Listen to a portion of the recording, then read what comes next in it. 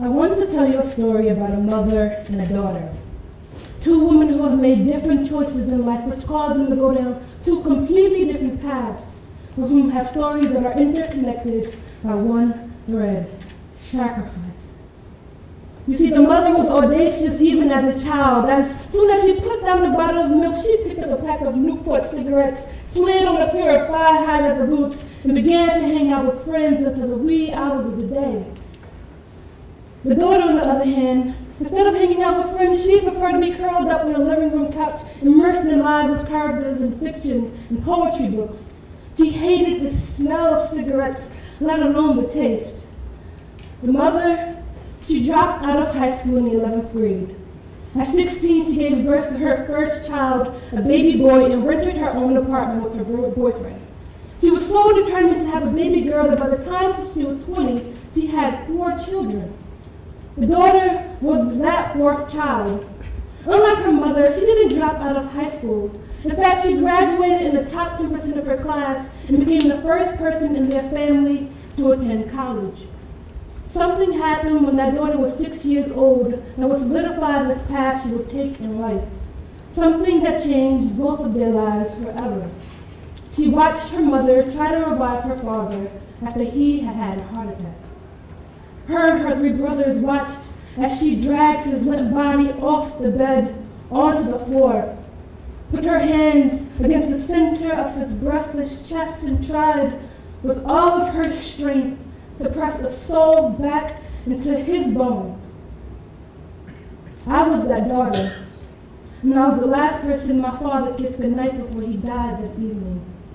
And my brothers and I were the first people to witness a new era of my mother's life of a single 25-year-old mother of 4 alone. She selflessly assumed both the role of mom and dad in our family. That night, she taught me about sacrifice. There was never a question of whether she chose our family and supporting us over pursuing her own aspirations and dreams. Because of her, I was able to attend college and pursue my passions of education and reform. And in my freshman year in college, I actually went back to Jersey City, my community, and created an after-school program called the Jersey City Poetry Workshops. I started it partly because of my interest in spoken word, but mostly because the school was on the verge of losing all of its extracurricular activities, and this would be a free alternative. And to be honest, at times I felt like my mother, bottled up with emotion, overwhelmed with responsibility. I did not know every Friday I wake up at 5 a.m., take 2 college courses before my 2-hour commute to help my students in my community. It was a juggling act trying to excel as a first-generation college student and founder of its program. Both experiences was completely starting from scratch, making things up as I went. I did not know how, but I wanted, I needed, I had the urge to do something to guide my students like my mother had did for me when I was growing up. And from this I've gotten a new perspective on what it means to sacrifice. Sacrifices are not negative.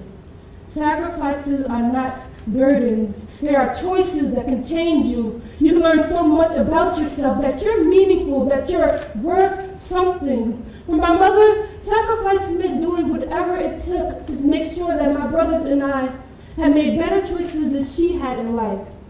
She was determined to see us graduate from high school and have access to better opportunities, and it wasn't easy. She struggled immensely trying to pay the bills, working long hours as a stylist in a hair salon while still managing to attend our basketball games, music recitals, report card nights, and exposing us to the resources we needed to succeed. Today I'm a senior in college. I'm going to graduate magna cum laude. In a way, I became what she always wanted to be, but never had a chance to be. And she's overwhelmingly proud of me for that. But in actuality, I became what I always strive to be, like her. And today, she still slides on her thigh-high leather boots, and despite my nagging, she still smokes cigarettes. And I don't get to see her as often as I'd like, but I know it's only because I'm working hard and making sacrifices like she did for me. Sacrifice starts with one audacious person despite obstacles or circumstances. he or she strives to be a part of a bigger picture, a larger purpose. I learned that you do things not just for yourself, but to pave the way for others, because sacrifice leads to legacy. Sacrifice is a beautiful struggle that I'm going through every day, and that what my mother went through for me. Thank you.